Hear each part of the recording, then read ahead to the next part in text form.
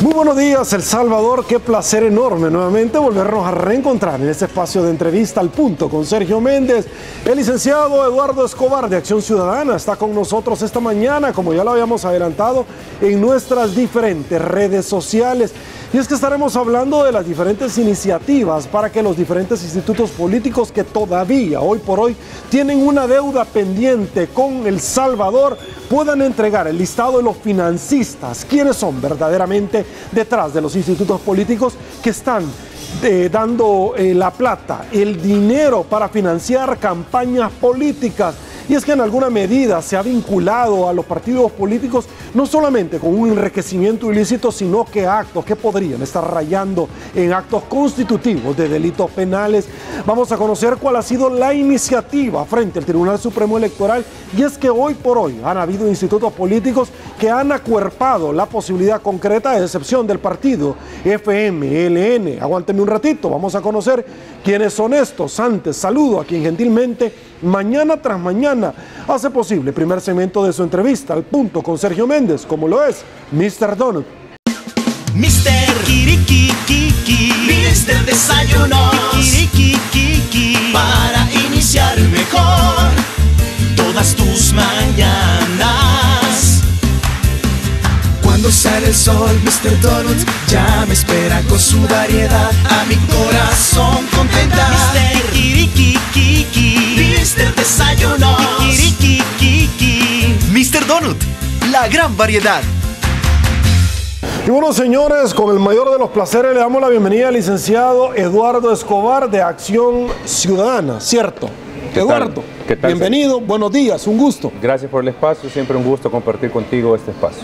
Gracias. Quiero conversar sobre varios temas de coyuntura, pero particularmente uno de los cuales hemos venido nosotros durante años conversando es la posibilidad para que transparenten la finanza los partidos políticos de una vez por todas. Y vemos una resistencia de muchos institutos políticos que hemos tenido que llegar a instancias como el Tribunal Supremo Electoral. Para hacer un poquito de un andamiaje para que la población salvadoreña pueda entender, fue algo que la Sala de lo Constitucional hace mucho tiempo atrás lo ordenó, que el ministro Cáceres inclusive no lo quiso hacer y fue a engavetar a la Sala de lo Contencioso Administrativo la posibilidad concreta de hacerlo. ¿Cómo estamos hoy por hoy en esta nueva iniciativa de la cual se está teniendo? Por favor. Bueno, en este caso, Sergio, creo que es importante hacer referencia a que en agosto de 2014, Sala de lo Constitucional ordenó, como tú lo mencionabas, a que la Asamblea Legislativa reformara la ley de partidos para establecer aspectos de transparencia en las finanzas de los mismos partidos políticos. En esa medida se reformó la ley de partidos políticos y se estableció como obligación entregar esta información cuando se solicitara. En 2016, como Acción Ciudadana, solicitamos a los partidos toda esta información sobre sus finanzas, es decir, quién lo financiaba, en qué gastaban el dinero, etcétera, etcétera. Los partidos no quisieron entregar la información en aquel momento, los 5 que tenían representación legislativa, y eso era el Partido Arena, FMLN, PCN, Gana y PDC. Tuvimos que ir al Tribunal Supremo Electoral en denuncia contra estos partidos y la autoridad electoral ordenó que estos partidos entregaran la información sobre quiénes eran sus financistas. Luego pedimos información al Ministerio de Hacienda, siempre en 2016, sobre los donantes que los partidos habían reportado. El Ministerio de Hacienda negó esta información y la entregó hasta febrero de este año. O sea, pasaron 22 meses sin conocer esta información. Eso nos llevó ante el Instituto de Acceso a la Información, que tuvo un papel también destacado, ordenándole al ministro de Hacienda que entregara la información, pero que al final la entregó hasta que Sala de lo Constitucional ordenó a la Sala de lo Contencioso que que revocara esta medida cautelar que impedía que se cumpliera con la resolución del instituto. Entonces ese era el escenario y este año de nuevo pedimos información a los partidos políticos y nos topamos con que 4 de los 10 no entregaron la información.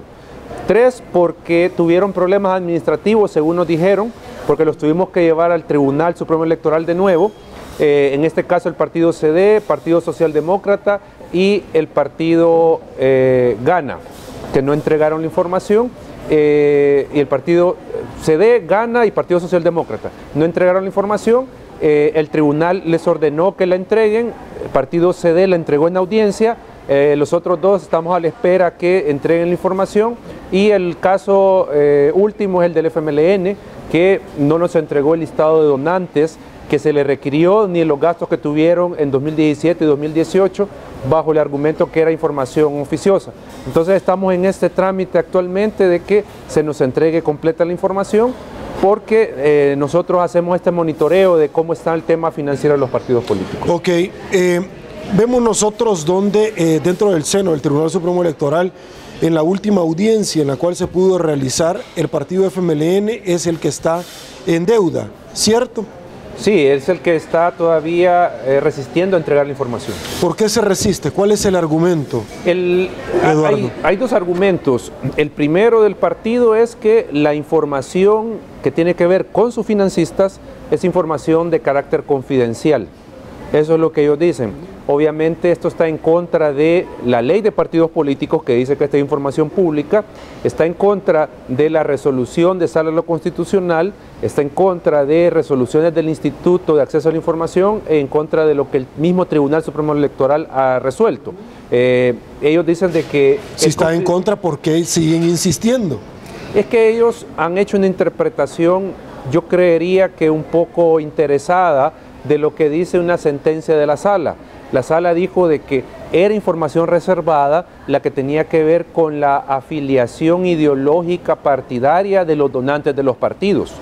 Pero si tú te fijas, ahí la Sala lo que dice es la afiliación ideológica del donante. Eso no se puede conocer, esa es información confidencial, no de que es donante de un partido. Entonces ellos han interpretado, digo, interesadamente esta sentencia y han trasladado esa prohibición al tema de conocer quiénes son los donantes. O sea, ellos están ampliando el ámbito de lo que dijo la Sala y están diciendo, por lo tanto, entonces es prohibido revelar la información sobre quién dona a los partidos. Entonces ese es uno de los argumentos, información confidencial.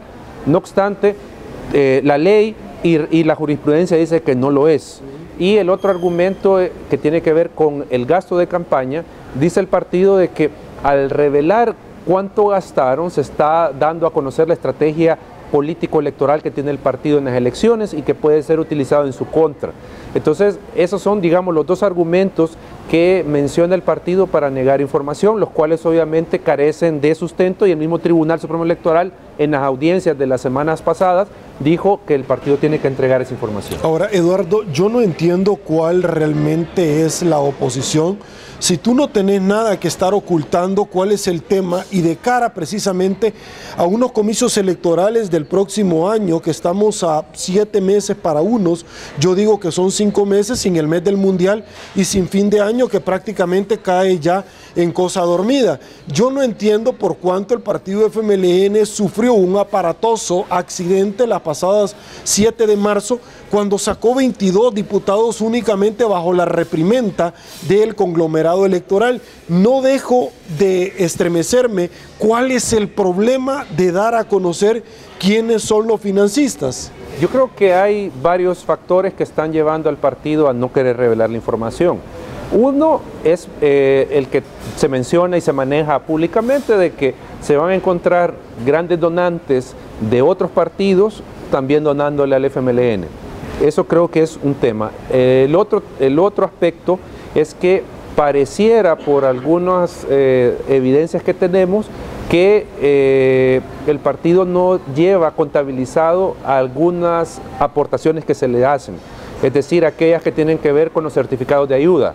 Yo conversaba con alguien del partido y me dice que esos certificados de ayuda, que es una fuente de ingreso del partido, no tienen pormenorizado quiénes los adquirieron, parece ser. Entonces, eso obviamente le implicaría algún tipo de sanción de parte del tribunal, el que no tengan ese registro de quienes les adquieren estos certificados de ayuda. Un tercer argumento es el que tiene que ver con que si se revela quiénes son los donantes, se va a conocer que muchos de ellos son empleados públicos, que obviamente se les descuenta una cuota de su salario, y que eso puede dar margen a cualquier investigación de Corte de Cuentas de la República, por ejemplo, que tiene que ver con clientelismo dentro de las instituciones del Estado. O sea, que se han contratado solo porque son militantes, pero no se cumplieron los requisitos que establece la Ley de Servicio Civil. Es decir, un proceso de contratación, una necesidad estatal, la idoneidad de la persona. Aparte que si hay cambio de gobierno, como se puede estar preveyendo, también estas personas podrían ser sujetas de despidos o acoso laboral porque ya se sabe que son donantes del partido. Entonces creo yo que son estos elementos los que hacen, desde nuestro punto de vista, a partir de algunas evidencias que hemos logrado observar, hacen que el partido no quiera revelar la identidad de los donantes, junto con el hecho de que esto viene de una sentencia de sala de lo constitucional, y sabemos que también el FMLN ha tenido cierta resistencia a cumplir resoluciones de la sala. Ahora, vemos nosotros donde el partido Arena en el pasado ha sido vinculado a fondos de Taiwán, pero también vemos nosotros en la última prueba documental, órgano de prueba, que ha sido presentado en el caso del expresidente Elías Antonio Saca por parte de la Fiscalía, donde el perito determina que se transfirieron fondos de la partida secreta. Para muchos, particularmente ahora que se sabe intimidades del caso de Mauricio Funes, denominado saqueo público, se determina, Eduardo, que por ahí pueden andar también las razones por las cuales el partido FMLN no quiere dar a conocer quiénes son los financistas. Es probable que también exista estos elementos. Digo, en el caso de Antonio Saca, en el caso de Mauricio Funes, todas estas imputaciones que se les están haciendo y los procesos que se están llevando adelante por malversación de fondos públicos, por corrupción, si le queremos dar un término global, sin lugar a dudas puede existir algo de este dinero que financió campañas electorales. O sea, eso es un tema que todavía está pendiente de que se conozca, porque tú decías, la partida secreta. Con la partida secreta se pueden comprar partidos políticos, se pueden comprar diputados. Y cuando estamos hablando de que tenemos un sistema de financiamiento de los partidos políticos que no está regulado, que no está controlado, que no hay suficientes niveles de transparencia, la posibilidad está ahí de que este dinero que se está señalando tanto de la administración Saca como Funes pudo haber comprado partidos políticos, haber financiado campañas, etcétera, etcétera. O sea, está esa posibilidad que, digo, hace necesario establecer regulaciones sobre la materia de financiamiento de los partidos. Vemos en caso de América Latina, Odebrecht, ese caso, además de involucrar pago de sobornos a autoridades estatales, está sumamente vinculado con el financiamiento de campañas electorales a partidos políticos. Ahora, vemos nosotros también una acusación, como tú lo has dicho, en el cono sur de Odebrecht y diferentes órdenes de detención de las cuales se han girado, particularmente Dilma Rousseff inmiscuida en este tema con Lula da Silva, la presidenta Kirchner de Argentina, etcétera. Pero en el país hay dos criteriados, a quien el señor Funes llamó mi amigo, y es Joao Santana y la esposa, donde con lujo de detalles narran cómo le entregaron la plata a un señor Mauricio Funes, que más adelante fue Polistepeque, donde ganó por adjudicación directa y no por la LACAP, todo este tipo de prerrogativas para esta. ¿Cómo queda el partido FMLN y Funes con relación a esto? Se puede alegar que en aquel momento no habían obligaciones en materia de transparencia para financiar campañas. Eso se puede alegar, pero obviamente no es una justificación. Habría que investigar si de dinero de Odebrecht, que de hecho por declaraciones del fiscal general de acá se menciona que la Fiscalía de Brasil le ha pasado información de financiamiento de campañas en El Salvador con dinero de Odebrecht, en el caso obviamente de Mauricio Funes. Creo yo que ahí hay otro aspecto que hay que investigar, en este caso de Mauricio Funes, el tema de financiamiento, probable financiamiento ilegal de campaña del FMLN. El modus operandi por ejemplo, el caso Odebrecht fue ese: se financiaron campañas y, ¿a condición de qué? De que sin observar los procedimientos legales se le otorgaran obras de infraestructura a esta empresa. Y de hecho, si tú comienzas a ver en todos los países, Odebrecht es la principal empresa constructora que ha obtenido este tipo de contratos para realizar autopistas, obras de infraestructura civil, etcétera, etcétera. Entonces, eso no estaría, ese modo de proceder no estaría ajeno a lo que se puede o lo que se pudo haber dado acá con financiamiento de campañas y entrega de dinero, como por ejemplo tú mencionas Polistepeque, que obviamente ahí hay cosas que investigar y no sabemos si este financiamiento, este pago que se hizo, esta contratación de esta empresa, tenía o está vinculada con financiamiento de campañas. El tema es de que actualmente, con la información que tenemos de los partidos políticos, es muy difícil hacer este tipo de vinculaciones. Creo yo que quien tiene la capacidad, porque el tribunal no la tiene en este momento, el Tribunal Supremo Electoral, de hacer esas indagaciones, llegar a estas conclusiones, quien sí lo puede tener es la Fiscalía. Entonces sería interesante o importante que la Fiscalía también indague el tema del financiamiento de campañas con dineros públicos, tanto del exterior como dineros del país que han sido utilizados para financiar campañas electorales. Perfecto, me quiero ir a una pausa comercial. Esto es Al Punto con Sergio Méndez. Pausa, volvemos.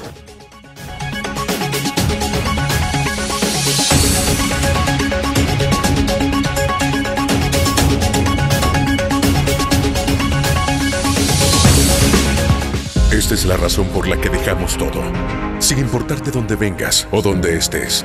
Lo que importa es que estés. Porque cuando tu equipo juega, nada más importa. Cada jugada la vivimos y cada gol lo celebramos. El fútbol es pintarse el corazón de esperanza, es romperse la garganta con cada gol. En la cancha somos uno solo. Así es la Liga Pepsi, nuestro orgullo nacional.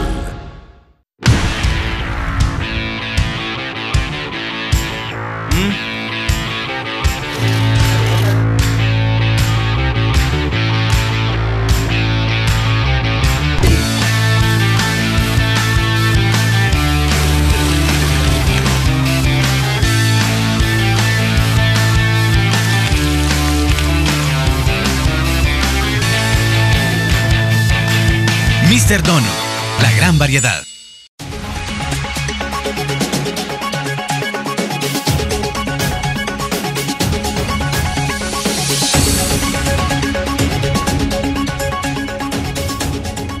Estamos de regreso, mil gracias El Salvador por su preferencia. Eduardo, sobre el financiamiento de las campañas de partidos políticos, quiero hacer una especie de derecho comparado, porque muchas veces he conversado con representantes, diputados, por ejemplo, de México, donde ellos llevan un recorrido mucho más largo que nosotros y por supuesto también de resultados. Y es que ellos decidieron hace mucho tiempo donde se empezara a transparentar unas campañas que para muchos era altamente cuestionado en aquel país azteca, para tratar de entender un poquito cuál es la ventaja que en términos de legislación y de un pragmatismo jurídico lleva el país mexicano con relación a nuestro país. Bueno, en el caso del financiamiento de la política, para hacer este ejercicio que tú dices de derecho comparado, habría que ver los 4 elementos del sistema: control, límites, publicidad y sanciones. En el tema del control, México tiene una unidad de fiscalización de partidos políticos, que es una entidad especializada en monitorear el gasto de campaña, el origen del financiamiento de los partidos. Es una gran unidad de fiscalización, de auditoría. ¿Con autonomía? No, está dentro del INE. Está dentro del INE. Ok, sí, pero me refiero con una autonomía. Es decir, no, claro. ¿quién elige a los funcionarios dentro? Sí, tiene una autonomía de actuación. Claro, ok.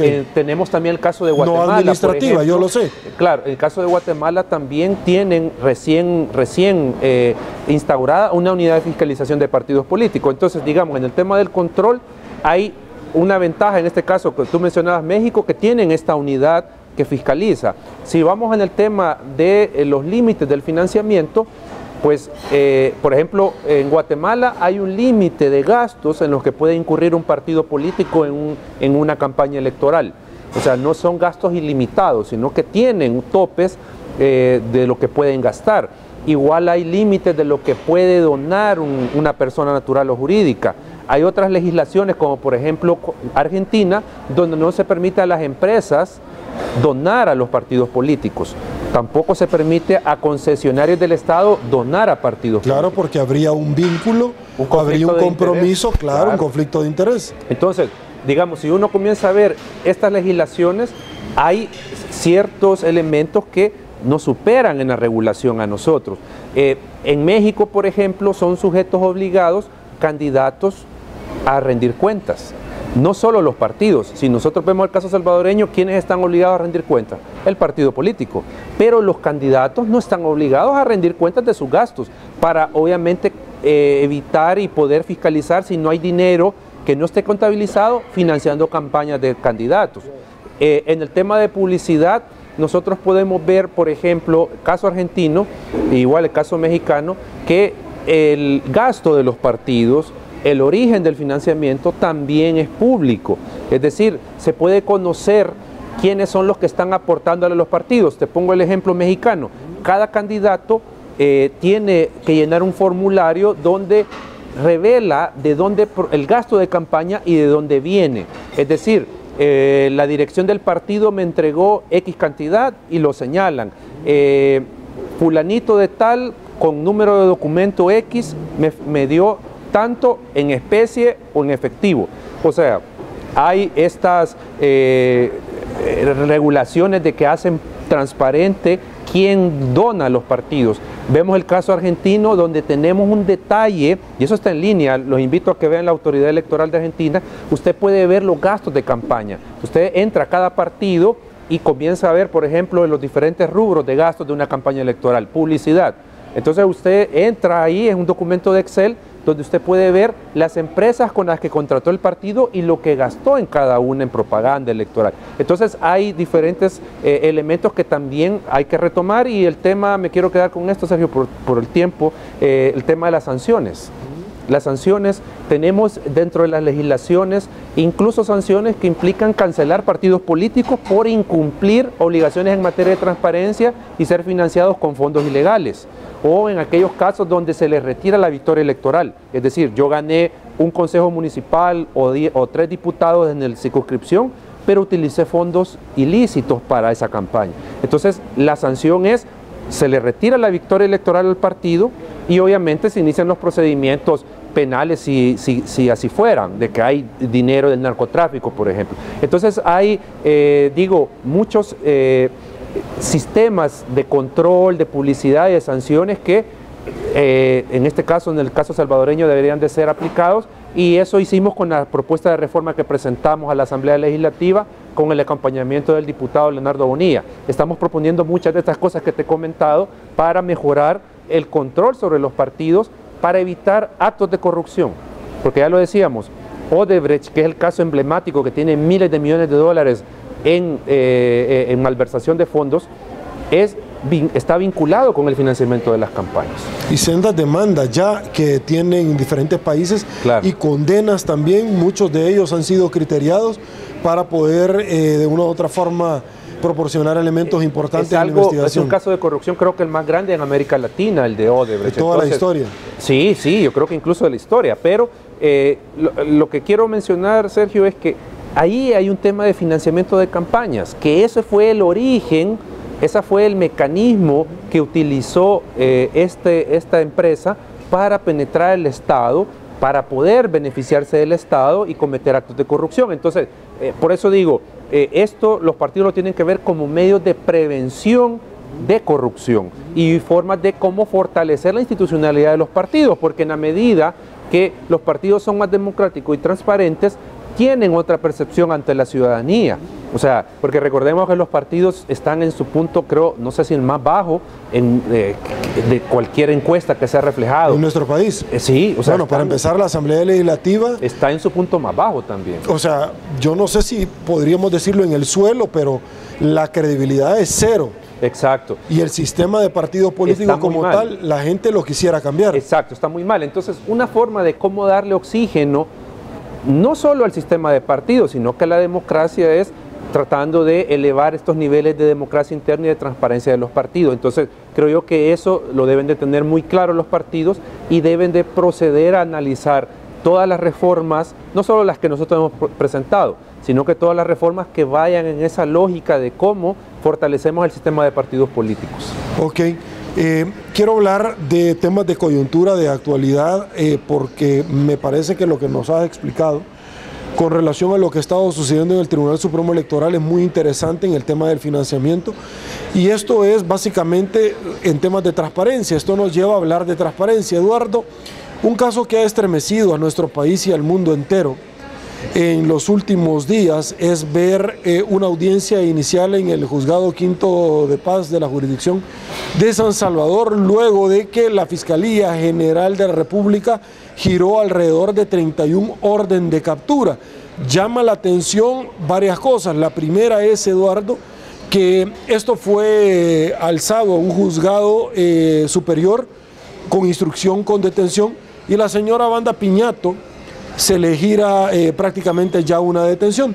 Esto llama muchísimo la atención, pero también llama la atención otro punto diametralmente opuesto, y es que la Policía Nacional Civil queda muy mal parada cuando de todas las 31 órdenes de detención solamente llega a ser efectiva 6, y esas 6 con el acompañamiento de la Fiscalía, y la llevó a la policía sin decirle a quién iban a ir a traer, según mismas palabras del Fiscal General de la República. Yo creo que en este caso, sin lugar a dudas, hay alguna filtración de información, porque de hecho algo por el estilo mencionaba el fiscal general, de que algunas personas habían sido alertadas de que se iba a proceder a detenerlos con orden administrativa, ¿verdad? Entonces, habría que ver cuánto de eso hay, o sea, en realidad, si hay una filtración de esta información o estas personas ya sabían que en algún otro momento se iba a encontrar estos hallazgos dentro del manejo de la cosa pública en su administración Funes, y por lo tanto no estaban en el país. O sea, no podría opinar yo mayor cosa sin tener tal vez algún elemento que pueda indicarnos que efectivamente hubo una filtración, y por eso solo procedieron contra 6. Recordemos que el principal implicado, el expresidente Funes, pues no estaba en el país, ¿verdad? Entonces, obviamente eso quita la posibilidad de que la Fiscalía o la Policía pudiera proceder contra él, ya que no estaba en el país, pero el resto de personas... Estamos hablando de 27 personas, Eduardo, que no han estado en el país. La señora Wanda Piñato, que fue a recluirse a un nosocomio de esta capital el día sábado, y el día lunes fue el día domingo, inició la audiencia el siguiente día, misteriosamente, pero tampoco no estaban ninguno de los hermanos Cáceres, pero tampoco no estaba en el país la señora Regina Cañas, tía Bubu. No quiero pecar de inocente con la policía, no quiero pecar ni la quiero defender, pero digo, no sabemos si filtraciones permitieron que estas personas salieran del país o que se lograran ocultar adentro del país. O sea, digo, pueden pasar muchas cosas. Recordemos que casi siempre los imputados buscan formas de evadir la justicia cuando tienen noticias que van a ser procesados, y más en este caso, que es al más alto nivel. Entonces, yo veo poco probable que no existieran avisos a estas personas de que iba a proceder la policía y la fiscalía contra ellos. O sea, yo no dudo que algo de esto ha pasado, pero digo, el fiscal general solo mencionó un caso, creo que el señor exsecretario privado de la presidencia, el señor Cáceres, que aparentemente tuvo un aviso previo y logró evadir la justicia. Pero se ha referido también al ente castrense, se ha referido que hay militares que se enriquecieron y que han sacado la plata del país y que han comprado propiedades afuera de nuestro país, pero particularmente el señor Maida, encargado supuestamente de transferirle vía donación por $1 al señor Mauricio Funes más de 60 armas. Misteriosamente, dice el señor Munguía Payés, ya no se presentó a trabajar. Hay que tener una medianía de conocimiento, y si esto no es fuga de información, si esto no es un delito penal, no sé de qué manera se llama. Habría que ver, Sergio, y creo que esa es la labor de la Fiscalía y de la misma policía, de investigar a lo interno quiénes pudieron haber filtrado esta información, porque tú dices 31 órdenes de captura y solo 6, estamos hablando de que solo un quinto de los detenidos de los que están siendo o van a ser procesados, se logró su detención. Entonces, algo tiene que haber pasado, como tú dices, no es gratuito de que estas personas hayan evadido en este momento la justicia. La casualidad no existe en este tipo de situaciones y en más en este país. No podríamos, o sea, obviamente sería especular y que incluso nos podría poner en algún riesgo de algún proceso por difamación, pero habría que indagar si fue dentro de la policía o dentro de la fiscalía que se filtró algún tipo de alguna de esta información y que alertó a estas personas a que se iba a proceder contra ellos. Sí, hay también información importante y estamos hablando donde el señor fiscal ha dado con lujo de detalles en base a los testigos criteriados que ya tiene. En bolsas de basura se iban a traer dinero todos los miércoles y se está hablando de 350 millones de dólares hasta este momento, solo con el retiro de dinero del banco hipotecario. Tú debes de saber que para que una persona goce de un criterio de oportunidad, el juez anteriormente debe de validar si lo que está diciendo ha sido comprobado por parte de la Policía Nacional Civil y la Fiscalía General de la República. Qué tan trascendental, qué importante resulta ser un caso de estos para efectos de transparencia en nuestro país, Eduardo.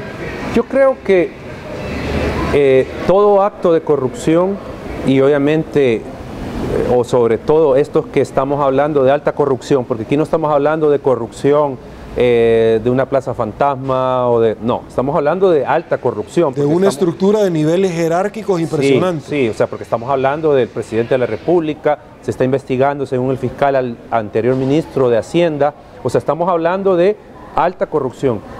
Yo creo que cuando se dan estos casos y se da esta investigación y estas detenciones y estos procesos, sin lugar a dudas nos muestra un funcionamiento de las instituciones de control, en este caso la Fiscalía, que en este caso que está cumpliendo con su labor constitucional, pero también tiene el otro aspecto que yo he mencionado en otros espacios y el que nos está mostrando de que el sistema político, los que gestionan el sistema político, su probidad está muy cuestionada.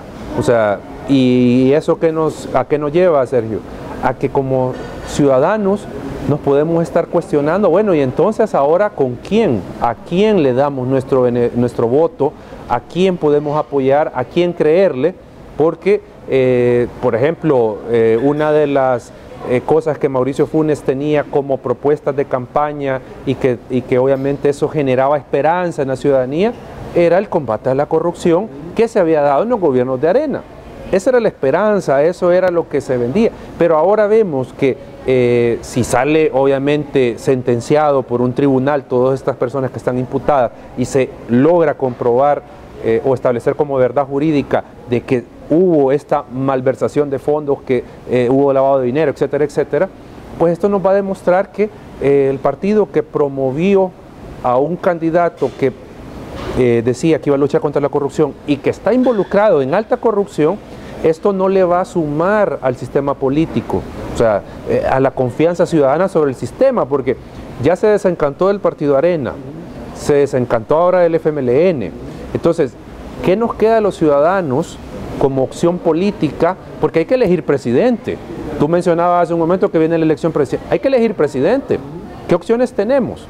Entonces, digo, si bien es positivo que se esté combatiendo la corrupción, pero ante el ciudadano se le vuelve a dar un golpe al sistema de partidos, un golpe al sistema político, y obviamente este golpe va a tener un efecto, creo yo, en la democracia, y que lo vamos a ver en el grado de percepción de la corrupción que hace Democracia Internacional, claro, Transparencia Internacional. Y que estamos tan bajos. Y que estamos tan bajos, y que yo creo que vamos a salir más bajo en la otra evaluación. Ahora, ¿qué opinión te merece cuando tú ves al fiscal decir, mire, la mayoría de hallazgos nosotros los obtuvimos de información falsa que han presentado en probidad por enriquecimiento ilícito? La señora Wanda Piñato no sé quién le ha dicho que piensa que es excluyente responsabilidad decir, no, mire, es que las cuentas realmente quien me las pagaba era mi esposo. Eso sería equiparable a que viniera la esposa de un marero y dijera, no, mire, a mí me las pagaba mi esposo. Y hay una gran cantidad de personas en cárcel de mujeres que están siendo procesadas precisamente por eso. Es decir, hay que tener una medianía de conocimiento para saber que las cuentas no le dan y que tenía que haber sido en cheque y no en efectivo.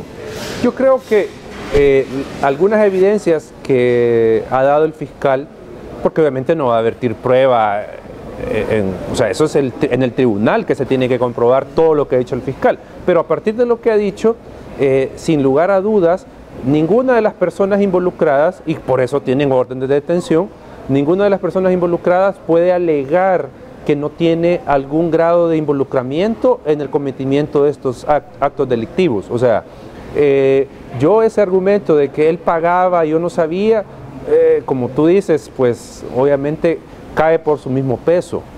O sea, no podemos estar alegando, porque en primer lugar, no creo que no supiera de dónde venía ese dinero, que era fondo público. Y si sabía que era fondo público, pues obviamente yo, mira, no me estés pagando mis deudas, mis cosas con este dinero que obviamente no sabemos la procedencia de. Porque uno al sacar cuenta fácilmente, y con mucha más razón la esposa de un funcionario, sabe lo que gana, sabe los descuentos que tiene y sabe cuánto puede tener en efectivo, o sea, cuánto disponible puede tener este funcionario.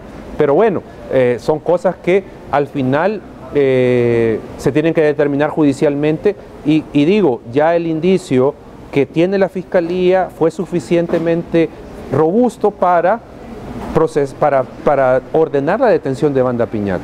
Entonces, creo que ahí se demuestra que el argumento de que no sabía, de que él pagaba, obviamente queda sin ningún valor. El señor Miguel Menéndez Mecafé fue detenido y el fiscal dice que llevaron a la policía al lugar donde estaba, pero que no le adelantaron porque él era la persona, el operador político que hizo toda la estructura del señor Funes, y que esta persona había estado realizando una gran cantidad de viajes desde el aeropuerto de Ilopango, donde no hay controles migratorios.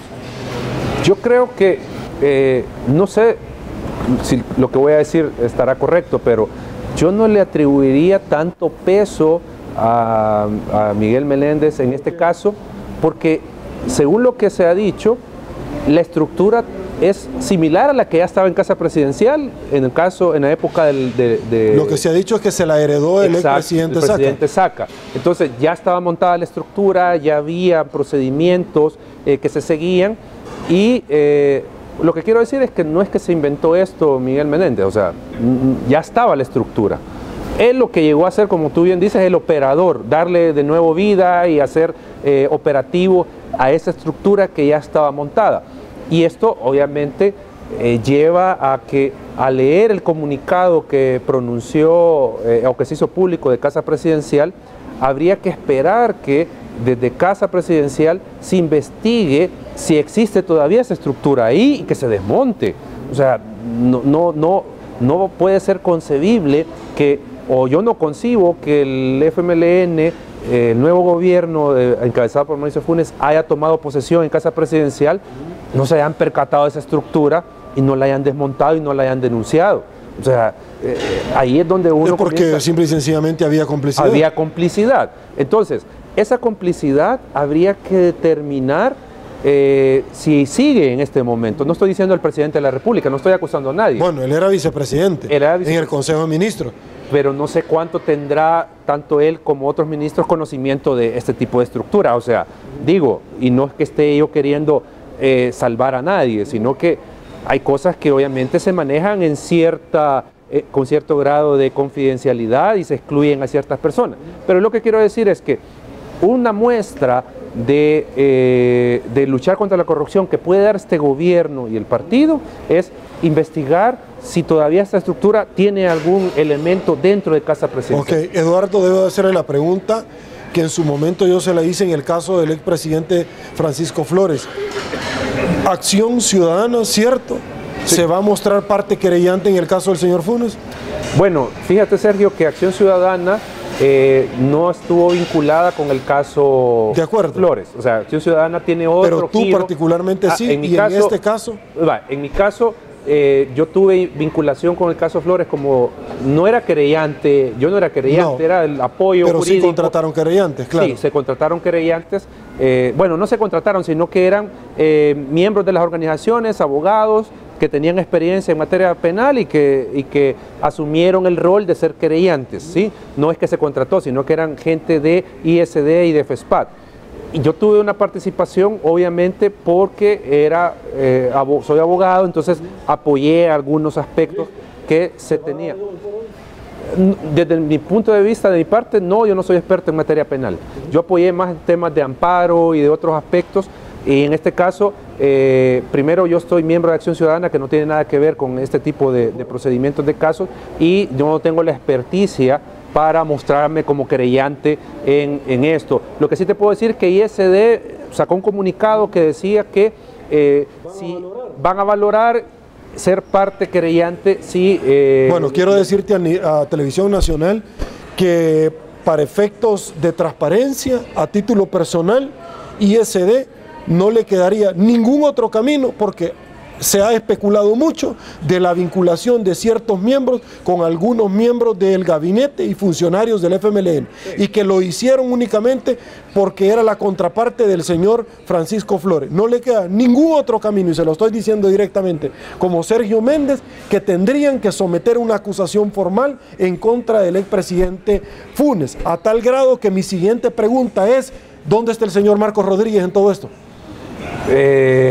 Bueno. ¿Dónde está el secretario de Transparencia y Participación Ciudadana, arremetiendo como lo hizo con otros funcionarios como el señor Francisco Flores? ¿Dónde está el señor Marcos Rodríguez? Yo creo que este momento, Sergio, es de ser coherentes y ser también mesurados. Coherentes, digo, con el tema del combate a la corrupción. O sea, si se combatió la corrupción de un gobierno de signo distinto, pues hay que tener la misma actitud. Consecuente para hacerlo. Exacto. Ok, y quiero ser consecuente yo. ¿Cómo es que el señor Marcos Rodríguez no se dio cuenta del dinero que estaban sacando? Quiero ser consecuente yo. Sí, no, yo quiero ser muy consecuente con el señor Marcos Rodríguez. Yo creo que hay muchas cosas que tendrían que explicarse desde diferentes funcionarios del Ejecutivo de Mauricio Funes. O sea, estamos hablando, por ejemplo, el señor Hugo Martínez, que actual candidato a vicepresidente. Esa era otra pregunta que te tengo. Explicó que él no sabía de que se le había extendido este pasaporte diplomático a... ¿Es posible que el ministro de Relaciones no sepa? No creo mucho eso. O sea, en realidad, más teniendo en cuenta que era la pareja del presidente. Esto yo no creo que lo trataron a nivel medio o bajo en Cancillería. A mí me cuesta creer eso. O sea, porque primero, obviamente, un empleado de mediano o bajo rango a quien tenía que hacer el trámite de la visa o del pasaporte diplomático, obviamente iba a indagar de que no tenía ninguna calidad diplomática la pareja del expresidente.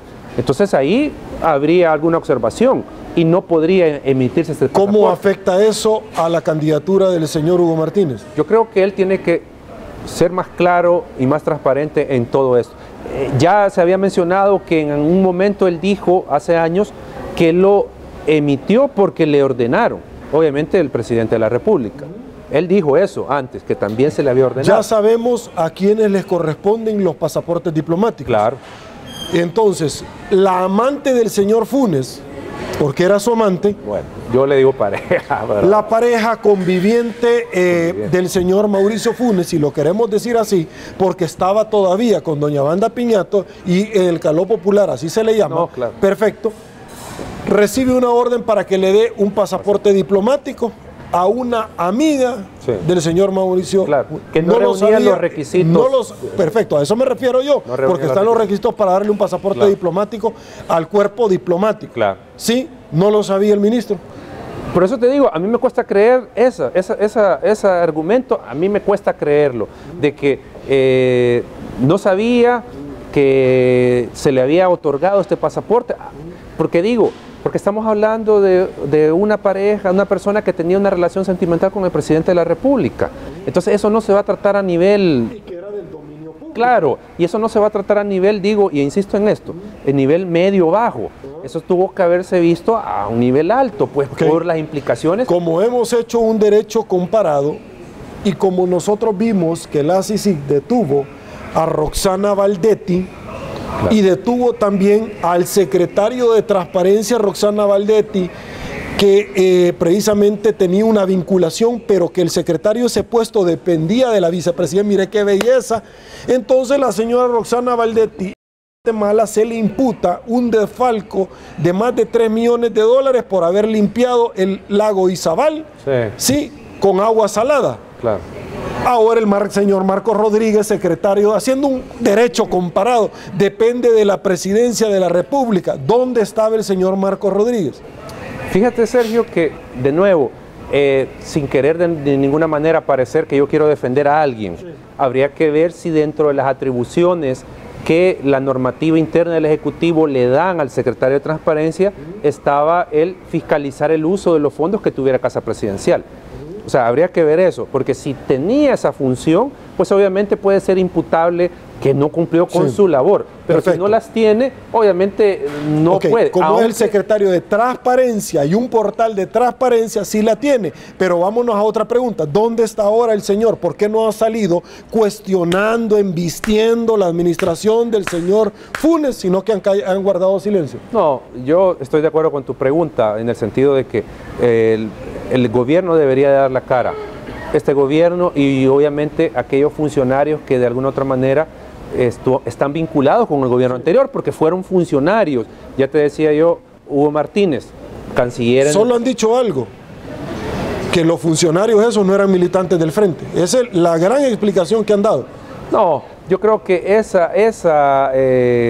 ese argumento no pesa, a pesar de que se manejaba de que no era un gobierno propio del FMLN, el de Mauricio Funes, pero era un gobierno compartido, si lo queremos ver así, del partido. Ok, voy a ir a una pausa, pero la pregunta es, ¿cómo es que le recomendaron al señor Funes que se fuera?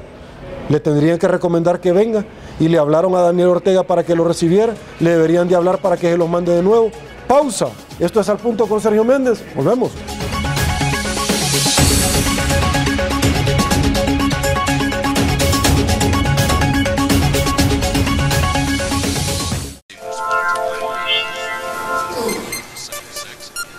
Presidente de la República ordena a los diputados que se... Protestas en el centro capitalino causan sospechas de corrupción implican a alto funcionario de San Salvador. Llegó el periódico digital que no se calla, diario1.com. Mister Kirikikiki, Mister Desayuno, Kirikikiki, para iniciar mejor todas tus mañanas. Cuando sale el sol, Mr. Donuts ya me espera con su variedad. A mi corazón contenta. Mister Kirikikiki, Mister Desayuno, Kirikikiki, Mr. Donut, la gran variedad. Esta es la razón por la que dejamos todo. Sin importarte dónde vengas o dónde estés, lo que importa es que estés. Porque cuando tu equipo juega, nada más importa. Cada jugada la vivimos y cada gol lo celebramos. El fútbol es pintarse el corazón de esperanza, es romperse la garganta con cada gol. En la cancha somos uno solo. Así es la Liga Pepsi, nuestro orgullo nacional.